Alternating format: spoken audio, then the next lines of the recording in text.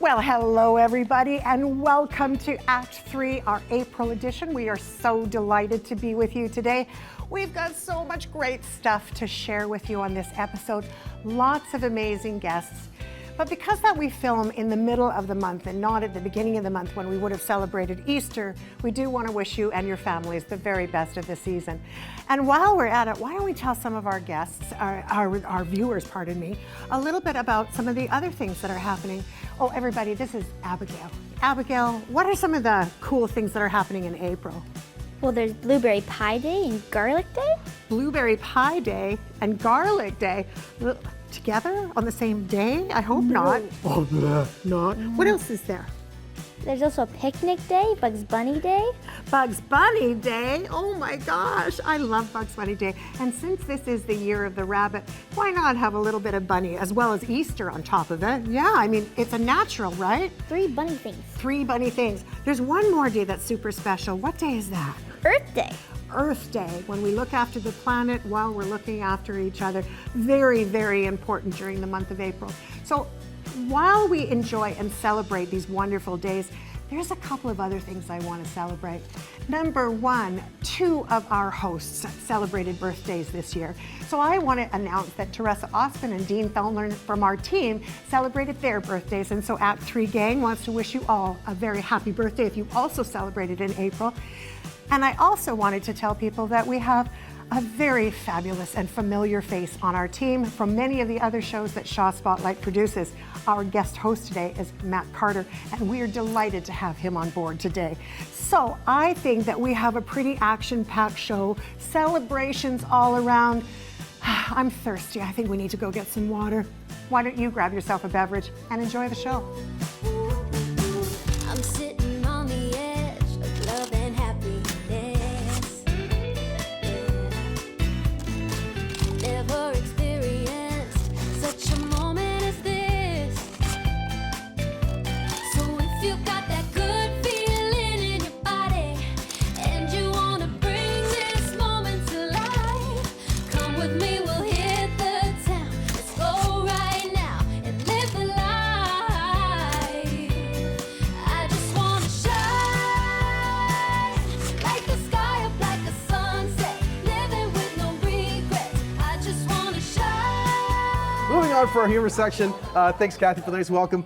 Very happy to be here chatting about the Vancouver Island Short Film Festival. A wonderful film fest going on now for its 18th year. So very happy to be here in the studio speaking with Zoe Heath, who's the festival director, and Johnny Blakeborough, who's the president and co-founder of the festival. Zoe, Johnny, thanks so much for joining us here today. Thanks for having us, Matt. Yeah, thank you. All right, well, let's get right into it here. Johnny, I'm going to talk to you first again. Festival director, and you mentioned 18th year, so basically the turn of the century is when you got this festival started. So take us back to what was happening back then and why you got this festival going. Oh, well, back in 2006, a bunch of my friends and I were working on different festivals around town, but they were a mix of long and short films.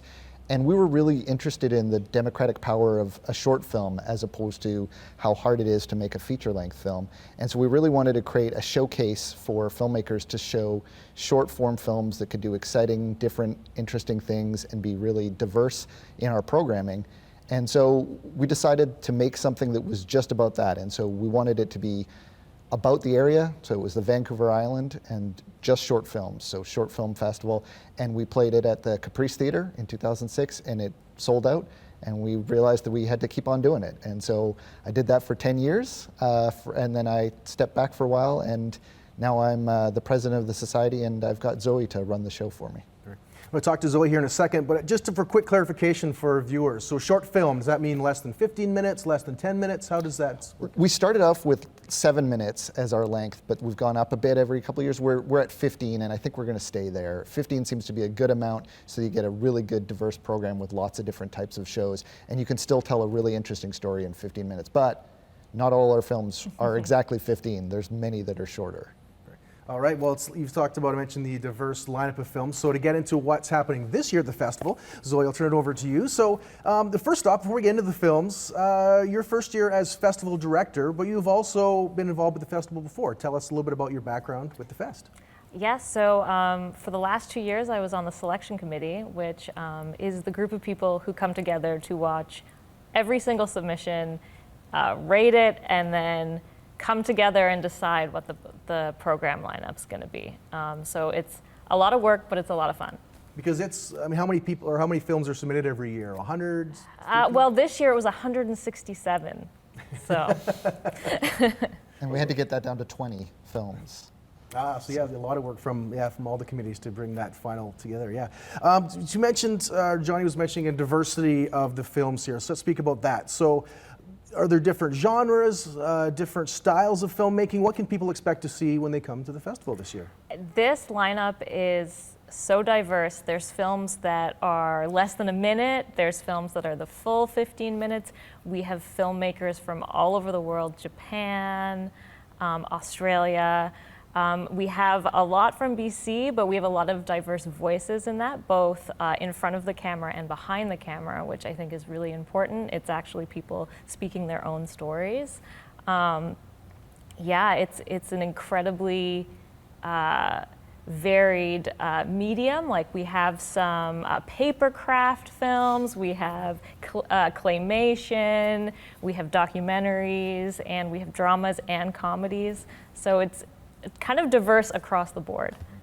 And also we'll expand that to the diversity of the folks actually involved with the committees and the festival. I know a lot of folks may know, I know this isn't Hollywood, your general Hollywood look can be, there's a lot of older white men sort of making the decisions. It's called like it is. Not the case with this festival here, is it? No.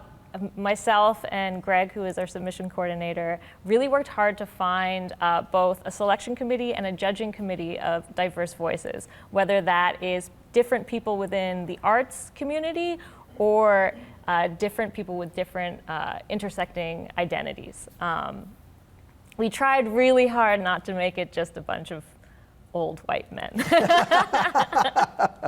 Well, folks who have been to the festival before, again, will already know about, again, the diversity. You mentioned the styles of genres. Great to see that's getting expanded through all the different voices and views. Johnny, I'll turn it back to you for a quick sec here as we're getting close to wrap up. I guess I should probably ask, when people come to this festival, what do you want them walking out of the festival feeling? Well, we really want to create a place where good stories are told and that the audience members get to really engaging viewing experience, but also get to interact with filmmakers. And so that's been a big thing that we want those conversations to happen. We have great filmmaker Q&As set up for the show. We also, this is I believe the festival we've had the most filmmakers come to of any festival we've ever had before. It's going to be about 75%, I think, of the filmmakers are going to be coming to the festival this year. So we're really excited about that. Also, something that happened during COVID that we really liked was being able to reach people outside of our community or those people in our community that can't make it to a festival because of lots of reasons. And accessibility became really an interesting thing that we found that we had because of necessity, and we've decided to keep that this year. So it's a hybrid show for the first year ever. It's going to be in person at the Malaspina Theatre, which we're super excited about, on April 21st and 22nd, but at the same time you can tune in and watch it online anywhere in the world and hopefully get a really great experience as well. All right, well, thank you both so much for joining us here on Act 3, the legendary sequel to Act 1 and Act 2, of course. And again, if people want more information on the festival, or if you'd like to buy tickets, as Johnny mentioned, either online or in person, check out visff.com. And you can also check out the festival trailer on the website and on the VISFF social media channels there as well. All right, thanks again, both of you, for joining. It's time now to move on to our Wellness Minute with Teresa Austin. Thanks, Matt. So great to have you here on Act 3. I am here now with Amber Rose with Rose Nutrition. Amber is an holistic nutritionist, and she also does sport health, which is just so exciting. Thank you so much, Amber, for being with us here today. Thank you for having me. It's springtime. Sure is. Springtime is a time of renewal, right? Mm-hmm.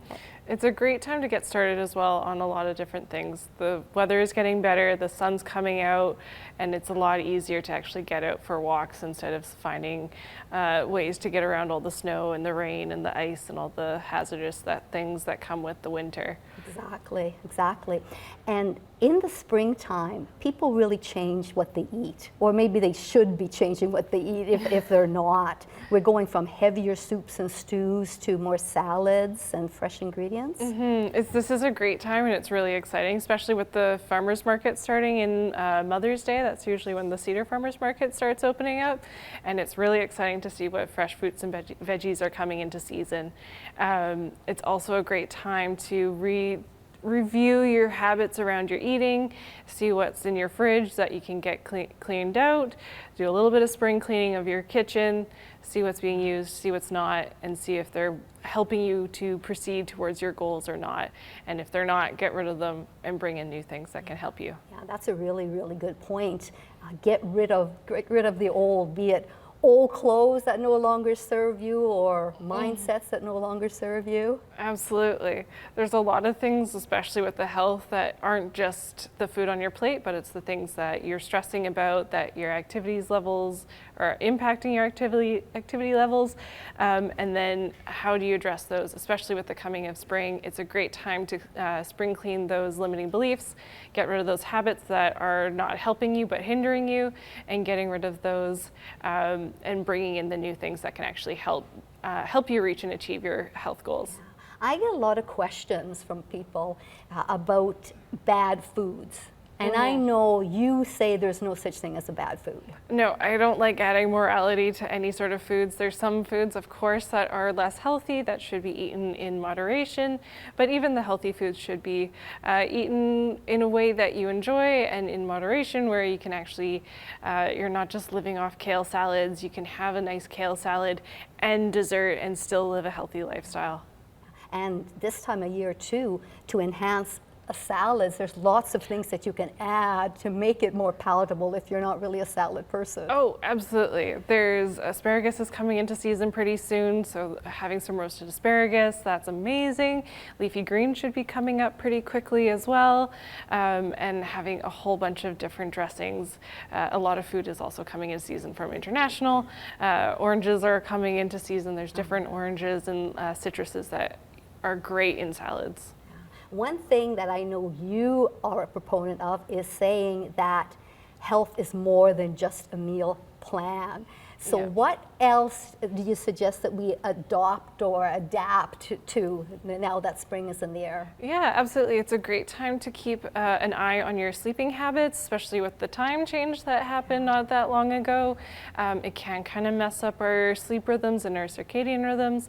So making sure that you're still getting your 7 to 9 hours of sleep every night, seeing what habits are going to help you maintain that sleep schedule, see what habits can be added or taken away that can help reduce stress. What's your activity habits? So there's so much more than just the food on your plate. It's all the things that give you energy and make you more confident in making those diet decisions and being more active and fulfilled outside of just the kitchen. The kitchen. Well, thank you, Amber, very much for being with us today. I'm going to go forth into spring with a whole new mindset and eating plan. I am now going to throw it over to Dean, who is talking about the Red Heart Breakfast. Thank you so much, Teresa. My name is Dean Thellner, and today my guest is Sydney Creighton, who is the Medical Office Administrator for AVI Community Health Center.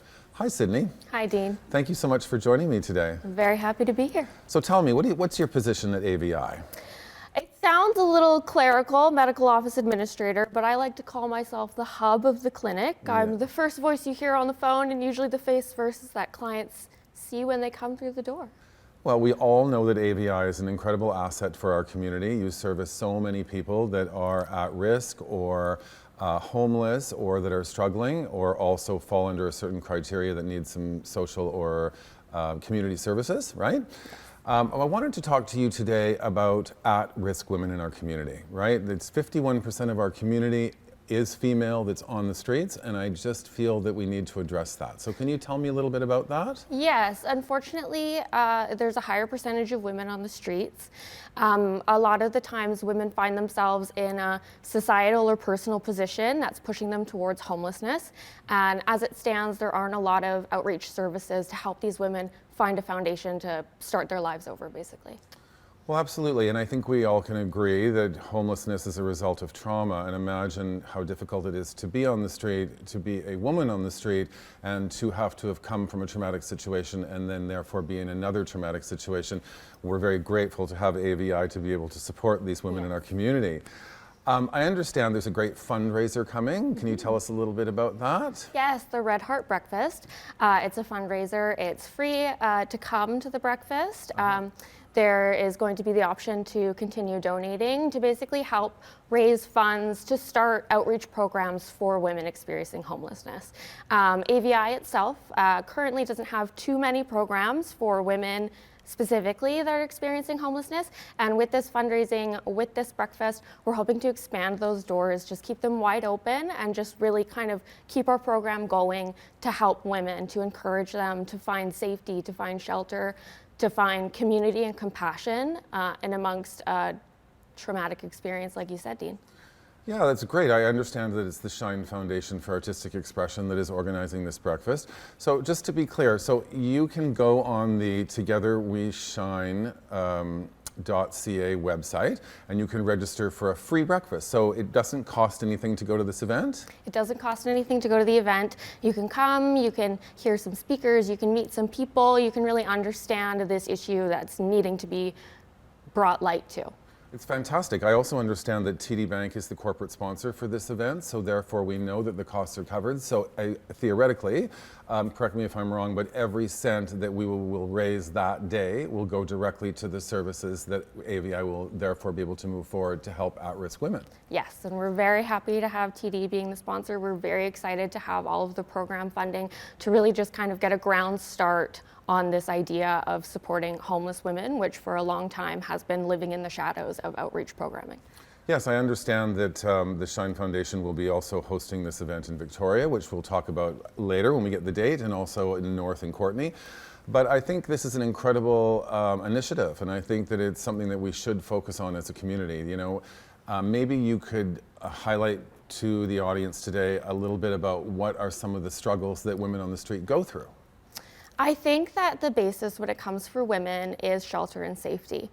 A lot of shelters, homeless shelters, outreach shelters are only 30% beds for women, 70% for men. So a lot of women get left out on the streets at night, which is obviously a very unsafe thing anyway, but especially being in a minority group, being a woman, there's not a lot of community support for them. There's not a lot of shelter support for them, and finding housing in shelters for any homeless person, women especially, gives them a basis, a foundation of structure and the ability to start putting their lives back together on this beautiful journey that they're going to be able to start with this programming, with this funding. That's amazing. It does seem a little unjust, though, that 51% of the population is female, yet the services are catering to men. So hopefully this event will be able to help turn that trajectory around and support women, right? Yeah. So again, you can go onto the togetherweshine.ca website. You can push the events. You can register for free. You're going to get a great breakfast. You're going to listen to speakers. Maybe someone from AVI will be speaking. I think maybe a minister or some health people will be speaking, and then you'll have an opportunity to make a donation. Yes? Yes. Yeah, well, that's really exciting. We're really looking forward to this event, obviously. And if you can't go to the event, please know that you can go onto the togetherweshine.ca. There is a donation button there, and if you can't go, please reach out and make a donation to help women in our community. Yes, I'm very excited. Thank you. Well, thank you so much for coming, Sydney. I really appreciate it. We'll look forward to the Red Heart Breakfast on May 10th at the Vancouver Island Conference Centre. All right, Kathy, back to you. Oh my gosh, what an incredible interview that was. Thanks, Dean. Thanks, AVI, for all that you're doing within our community. My gosh, we really, really appreciate it. And I know that the women on the street are really going to benefit from this fantastic fundraiser. Next up, though, we have something very fabulous. We have Gypsy Hart is our next guest. I'm so delighted to be with you today, Gypsy. So excited too. This is awesome. You know, I love anything to do with mystic and wellness and transformation. And I just found out that you have recently been certified as a transformational coach. Could you tell us a little about that? Oh, I've been working really hard. Well, I've always been a coach my whole life, but you know, I just really feel like, especially with everything that's been going on the last 3 years, that people really need me to hold space a little bit more for them. And it's really about transformation. People are changing careers, relationships, all sorts of things. So it's really important to kind of central in and allow people to go, hey, you know what? I'm ready for, you know, this whole revamp. I think it's one of the most important things that we do for ourselves. It's a great gift to take personal inventory and kind of figure out where we are. But people get stuck, right? And so how do we get past getting stuck? Well, there's so many different areas that people are maybe needing to focus on. So maybe it's you know, mental coaching, you know, health coaching, maybe it's career, relationships, diet and fitness. So a combination. There's like life, as a life coach, I get to like play with all those areas and help people transform themselves, right? So reinvent. You have been doing this for a long time, even without that certificate, because I know how much you do in our community already. I know for the last few years you've put on this spectacular event, but really you've been doing the Wellness Spirit Fair for a number of years. Talk to us a little bit about what that is and how you've combined these two fabulous modalities. I love it because it really kind of centers on all our community and bringing it together. So it is a free event. It'll be on May the 13th, which is the Mother's Day weekend, the Saturday, at the Cavalotti Lodge. So I'm excited to host it and hold space for all the wonderful exhibitors that'll be there. So there'll also be lectures as well. But we're focusing on the health and wellness as well as the metaphysical. So there's going to be all sorts of great things that people can come and access. Free parking too, so you can just come in and... I think for our audience who may not necessarily have the accessibility to a transformational kind of life coach, or they may not have, you know, they might not know where to begin when it comes to that. Let's say that someone called you or they went to your website and found out about what you're doing. What could they expect at first call? What do you think would happen? Like, what would happen for people to call? They can definitely set up basically just a consultation with me so that we can really target on what's most important in their life, where are the goals that they want to set, what they want to change in their life as well. Because sometimes it can be a long list, and so we can kind of narrow it down to what they really want to work on, that's something that's attainable, right? So once we sit down and have a conversation that way, then we can kind of, you know, navigate to where they really want to be, and not just like kind of go, yeah, I want to do it all, and then end up kind of, you know, looking at it as, oh, I couldn't do it all, you know, like it just didn't happen, and then feeling disappointed. So we definitely, you know, work together as finding the, you know, the way to move through their life. And small steps, right? Small steps, miles are made. Yes, no exactly. I question try to about focus on like 3 areas that, you know, that's attainable for them, right? It's like the power of 3. Well, it's the power of 3, but what is also very powerful, and I'm going to go back to this just for a second because I want to make sure that people attend it. It is the Mother's Day weekend, which you talked about, self-care and all that groovy stuff. Absolutely. But as we close out today, I also want to mention Haven Society is your sponsor that's on there. So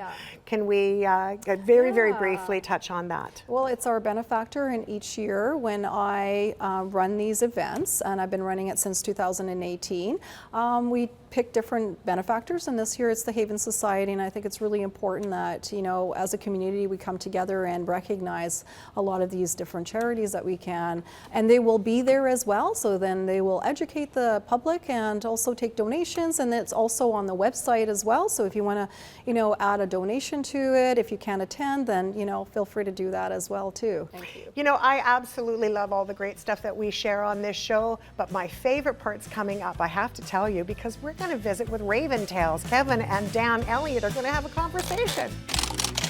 Thank you very much, Kathy. I am going to be having a great conversation today, and thank you for joining me. I'm your host, Kevin Wagner, and I'm joined by another host, a familiar face here at Act3 Media, Mr. Daniel Elliott. Dan, thanks for joining us. Hey, yeah, it's cool to be here actually on this part of the seats. Sure and enough. I love being part of this whole Raven's Tale at Act 3. It's been a wonderful piece for me to be part of. It is a great piece, and you're on the other side of the table here today. You're talking about something a little bit different, but still very much related to what you do here at the show. Why don't I just let you tell the story? Well, I was asked to to speak a little bit about a book that I wrote last summer called Truth, Art, and Reconciliation, which was based on a body of work I painted in 2019 to 2022, and it was by the same title, Truth, Art, and Reconciliation. It was kind of born out of a frustration piece for me working in the helping field and the education system as a counselor, and my problem was that I just felt like I couldn't find the words, and I was like, wait a minute, I'm an artist, and I've been an artist my whole life, and I still have some drawings from when I was 2 years old. Oh, wow. It was in a book, a child's book, but anyway, I kept it. It's pretty funny. But but I was painting all these kind of different genres and watercolor and oils, and out of this whole thing, I began to, I went frustrated about getting information out there and speaking to different leaders about Aboriginal or Indigenous issues. Mm-hmm. And I can paint. So I painted this body of work. And let me tell you, it took most of like everything I had plus. Because some days I'm painting till 3 o'clock in the morning. And then I go to work at 7 or 8. And it's like, there's not much sleep there. Sure enough. But I was doing like one of these big pictures a month. And it was about what was beautiful about our culture, what was the interruption, and then how can we conciliate? How can we come together in a good way? So there's, in the pain, there's hope. It's a whole body of work in watercolors. I understand you had a successful art show that's come and gone just recently, but like you're saying, it's culminated in this book that we can look forward to seeing. Yeah. There was also a documentary associated with this that I believe you worked on as well. Yeah, it was just like out of that, we finished December 15th, a production from the summer, mm-hmm. and it's a 37-minute documentary by the same title. So I have this book and then the art show and the documentary. I was like, holy moly. A friend of mine from Victoria, we joined forces, Gavin Productions, and David and I, we built this documentary. And 37 minutes doesn't sound like a long movie or a documentary, but a whole lot. It was amazingly in the involvement in putting it together, and I get what happens here. Oh, sure enough. I imagine it's like when you talk about painting into the wee hours of the morning and then going to work. Now here you are, you're making a documentary, and I'm sure it's eating up every spare moment of your life, and then still there's life to have as well at the same time. But it's this artistic outlet that's served you, and it sounds like you're kind of trying to share that ability to give a voice to others as well.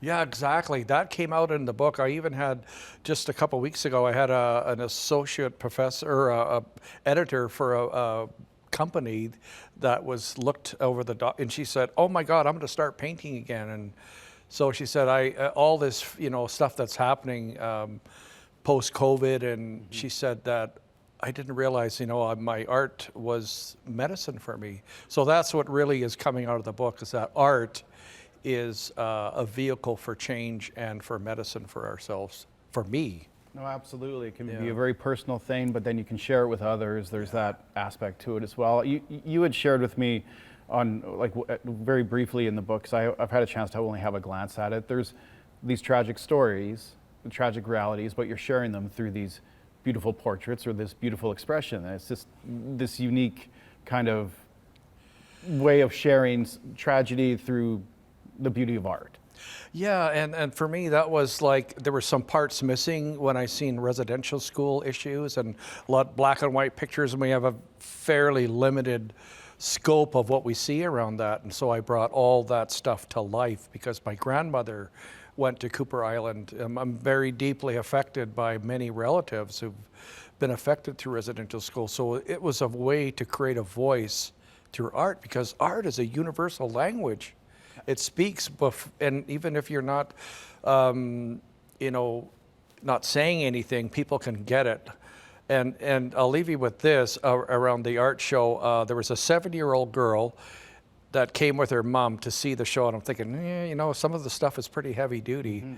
And then her mom said, hey, what was Dan's artwork like? And she goes, Mommy, I never ever seen paintings that speak to you. And I thought, wow, Wow. I'll take that one. You know, I'll Absolutely. take that. So that was a powerful moment. And that's what I want to see, is have a vehicle for those that come after us, our children, a vehicle for change for them. No, that's a beautiful moment, absolutely. And we're going to see that art show now represented in the book, the documentary. We can look forward to that and get an opportunity to see what you're telling us about here today.